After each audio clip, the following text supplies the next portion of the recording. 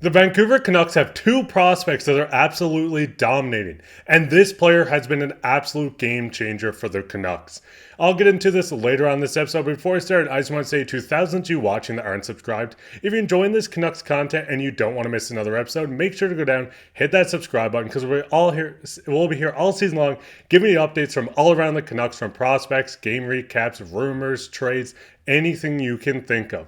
But with that, let's hop straight into the first topic today, which is Canucks prospects are dominating.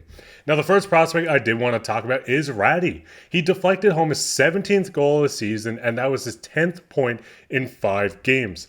Obviously, Räty was a guy that we did end up getting in the Bo Horvat trade. We got Beauvillier, a first-round pick, and Räty. Since Räty got to the Vancouver Canucks, his progression has been outstanding, and this is why the Islanders, we almost had to pry him out, and he was a big piece of Bo Horvat going to the Islanders.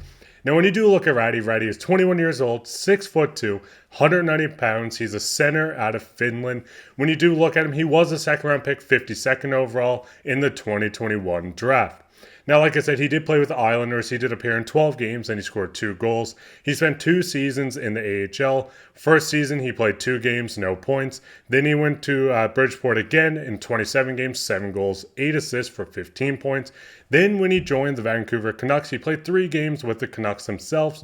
He had 1 assist in those 3 games. He played 25 points in Abbotsford last season as well, putting 2 goals, 10 assists, 12 points. But this season alone, we're seeing such a progression out of Räty, where he has 17 goals, 31 assists, 48 points, and he's looking like an absolute steal.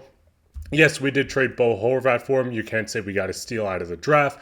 But this guy, and it was a big reason why he was a centerpiece of this trade, is starting to develop into a great player for the Canucks. Like I said, a second-round pick. He came over in this deal, which a lot of people weren't a huge fan of when it happened. But Räty is fighting to try to get into this organization. He's going to try to fight to get into the Canucks organization.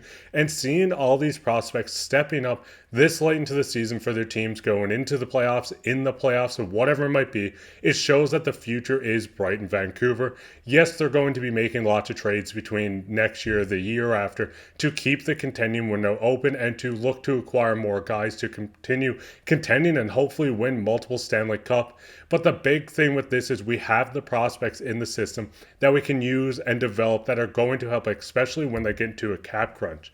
Now, the big thing is there is a second prospect, and this is Josh Bloom. I did speak on him in a recent video. If you missed this, you can go check it out. But Josh Bloom added another 2 points yesterday to extend his point streak to 14 games, which he has 26 points in these games. His Spirits team are up 2-0 in the first round. Now, when you do look at Josh Bloom, he's 20 years old, out of Ontario, Canada, 6'2", 183 pounds, a left-handed shot, left wing. The Canucks did draft him in 2021 in the 3rd round, 95th overall. And the big thing, they didn't draft him. They traded after for him, but he was drafted in 2021 in the 3rd round, 95th overall. And Bloom has been outstanding. We've seen his development this season, and he continues to get better. When you do look at him this year in the OHL, 34 games played, he has 17 goals, 23 assists for 40 points. He is a plus 18. And the big thing to look at is they are into the playoffs, and he's starting to really dominate. In 2 games, he has 3 goals, 1 assist, 4 total points, and like I said about this guy, he's developing and he's looking better year after year. Yes, he didn't look great when he was with the Abbotsford Canucks. Yes, he didn't look great when he went down to the ECHL. But once he got into the OHL, he found his footing, and this is where his development really started. Yes, guys do take time. Like I said, he's 20 years old. He still has a lot of time to develop. You still have guys like Räty, who's 21 years old, that is starting to develop and showing that he can do this in the AHL. So having a guy that's 20 years old, starting to play great in the OHL after a rough start to the year in the AHL and the ECHL, is very rewarding. This is a guy that I think is going to be on Abbotsford next season. Like I said, he did play on Abbotsford for those 14 games. He didn't look great, but they are currently stacked with a lot of forwards. So getting playing time, especially if you weren't playing great at this point, isn't the easiest thing to do. But as I said, between Räty and Bloom, this Canucks team has so many prospects. There's so many I got to cover. If you guys have a certain prospect you want me to talk about, make sure to let me know down in the comments. And what's your guys' thoughts on this? Now that Räty's playing outstanding, are you kind of happy we moved on from a guy like Bo Horvat? I know he had a couple comments once he did get traded, so I'm sure everyone wants that in the past, and we can look forward to Räty and the first round pick. And what's your thoughts on Bloom? Do you think Bloom's going to make Absor next year and kind of show that he can be better than what he was this season? Or do you think a full season in the OHL might be his best bet? But with that, let's hop straight into the second topic today, which is Dakota Joshua shines. Now, Dakota Joshua was playing with the Vancouver Canucks after a big line change, and this was the first multi-power play goal game since Lindholm's debut in the first out of the All-Star break. That was a little while ago. Now, obviously, you can look at the box score here. I'm sure everyone watched the game. It was a great game to watch, even though I was kind of nervous going into the third, and especially before Joshua got his second. But you can see Boeser scored, Quinn Hughes, Miller assisted. In the second period, Dakota Joshua scored a great goal. Suter and Hronek assisted because he was on the second power play. And then you see in the third period, he comes in clutch to score the game-winning goal, assisted by Connor Garland and JT Miller. As I said with